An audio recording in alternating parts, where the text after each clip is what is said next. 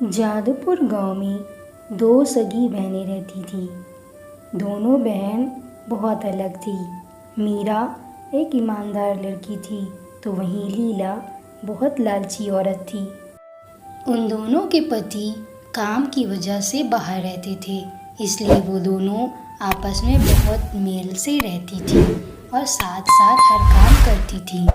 कुछ दिन ऐसे ही बीत जाते हैं। एक दिन लीला मीरा से कहती है, मीरा, मुझे पानी भरने जाना है और मुझे अकेले जाने में बहुत डर लगता है। तू भी मेरे साथ चल पानी भरने। ठीक है दीदी, ये भी कोई कहने की बात है। वैसे भी तो हम लोग अकेले ही रहते हैं, हम दोनों को एक दूसरे का ख्याल रखना चाहिए। लीला मीरा से बड़ी थी। मीरा लीला की हर बात मानती थी। वो रोज लीला के साथ पानी भरवाने जाती थी। कुछ दिन ऐसे ही बीत जाते हैं और एक दिन लीला सुनती है, अरे भाई रमेश, तूने सुना कि गांव के बाहर एक दरवाज़ा है, वो भी जादुई दरवाज़ा, और उसके पीछे बहुत सारा खजाना छुपा है। हाँ भाई, सुना तो मैंने भी है, पर किसी ने आज तक वहाँ जाने की हिम्मत नहीं करी है। तू भी मत जाना, क्या पता बच पाएंगे कि नहीं। लीला वहीं खड़ी ये सब सुन रही थी।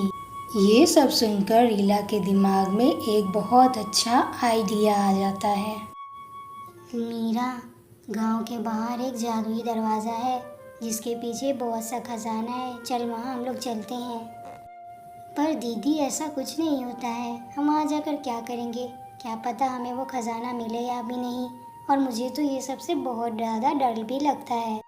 मीरा, डरने की कोई ज़रूरत नहीं है। हम दोनों साथ में शाम को वहाँ चलेंगे और सारा खजाना लेकर आ जाएंगे। ठीक है दीदी, हम लोग वहाँ चलेंगे, पर बहुत सावधानी से चलना पड़ेगा। अगर किसी ने हमें देख लिया तो हमारे पीछे पीछे आ जाएगा और हमारा सारा राज खुल जाएगा। मीरा अपनी बहन के साथ जाने के लिए तैयार हो गई। लीला बहुत लालची थी, इसलिए उसको किसी चीज़ से डर नहीं लगता था, लेकिन मीरा को बहुत ज़्यादा डर लगता था। शाम होती ही मीरा और लीला जादुई दरवाज़ा ढूंढते ढूंढते बहुत दूर निकल जाते हैं। रात होने की वजह से उन्हें कुछ भी दिखाई नहीं दे रहा था, पर कुछ देर के बाद वो एक दरवाजे के पास पहुंच जाते हैं। लगता है यही वो जादुई दरवाज़ा है।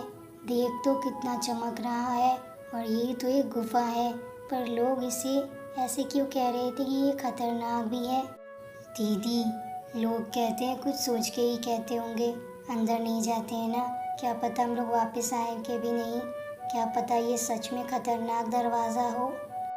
अरे मीरा, तुझे चलना है तो चल, नहीं तो तू घर चली जा, पर मैं आज यहाँ जाकर रहूँगी, सारा खजाना लेकर ही आऊँगी। इतना कहने के बाद लीला जैसे ही दरवाजे के पास जाती है, वो दरवाज़ा उसको अंदर खींच लेता है और फिर मीरा को भी वो दरवाज़ा अंदर खींच लेता है।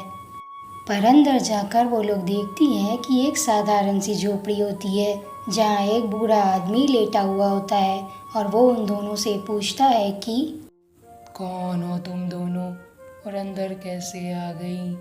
मैं यहाँ बहुत सालों से हूँ, पर आज तक यहाँ किसी ने आने की हिम्मत नहीं की। मीरा ने डर के मारे उस बूढ़े आदमी से झूठ बोल दिया। बाबा, हम रास्ता भटक गए थे, इसलिए आपकी झोपड़ी में आ गए। कोई बात नहीं बेटा, अब आ गई हो तो मुझे एक गिलास पानी पिला दो। मुझे बहुत देर से प्यास लगी है, पर कोई नहीं है यहाँ। उस बूढ़े आदमी ने मीरा से पानी मांगा, और मीरा बहुत अच्छी लड़की थी, इसलिए वो जल्दी से जाती है और बूढ़े के लिए बहुत सारा पानी पिलाती है। अच्छा, तो बूढ़े को पानी चाहिए, मैं भी इसकी थोड़ी सेवा कर देती हूँ, तो शायद मुझे भी खजाना दे दे थोड़ा सा ये। अरे काका, मुझे भी बताइए कि मैं आपकी क्या सेवा कर सकती हूँ। मुझे बूढ़ों की सेवा करना बहुत अच्छा लगता है। अरे बेटा, मैं तुझसे क्या सेवा करवाऊँ, चल तू मेरे पैर ही दबा दे। वो दोनों उस बूढ़े आदमी की खूब सेवा करती हैं, पर जब कुछ नहीं मिलता तो लीला मीरा से कहती है, मीरा, चल, यहाँ आना बेकार ही हुआ। चलते यहाँ से, देख सुबह भी हो गई है, कब तक के यहाँ खड़े रहेंगे। ये बूढ़ा तो उठ ही नहीं रहा अपनी जगह से। जैसे ही वो दोनों अपने घर जाने के लिए मुड़ती हैं, वो झोपड़ी एक महल में बदल जाती है और वो बूढ़ा भी उठकर खड़ा हो जाता है। ये देखकर वो दोनों बहुत ज़्यादा हैरान हो जाती हैं। क्या हुआ मीरा और लीला, तुम दोनों डर क्यों गई? ये एक रहस्यमय दरवाज़ा था, तुम लोग तो पहले से जानती थी इसके बारे में, पर अब तुम लोगों को लगा कि ये झोपड़ी है इसलिए तुम लोग यहाँ से जा रही थी।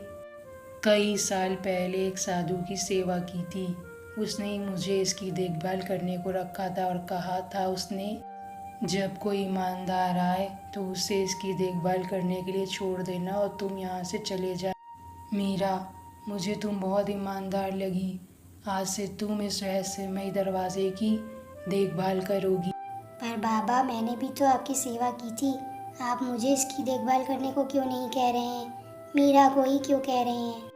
ये मीरा तो यहाँ आना भी नहीं चाहती थी, मैं ही इसे लेकर आई थी, आप मुझे ये क्यों नहीं दे रहे हैं बाबा? तुमने मेरी सेवा लालच में की थी और मीरा ने मेरी सेवा ईमानदारी से और खुशी से की थी, इसलिए मैं किसी लालची इंसान को इसकी देखभाल करने नहीं दे सकता, इसलिए मैं मीरा को इसकी देखभाल करने कह रहा हूँ।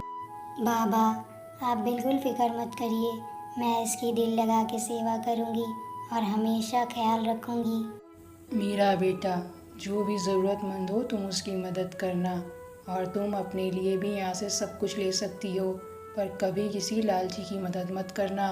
और अब मैं चलता हूँ, मेरे जाने का वक्त आ चुका है। इतना कहकर वो बूढ़ा आदमी वहाँ से गायब हो जाता है हमेशा के लिए, और फिर वो कभी नहीं दिखता। ये सब देखकर लीला भी गुस्से में वहाँ से चली जाती है, क्योंकि वो जिस चीज़ के लिए आई थी वो तो उसको मिली ही नहीं। और मीरा उस रहस्यमय दरवाजे की देखभाल करने लगती है और खुशी खुशी अपना जीवन बिताने लगती है।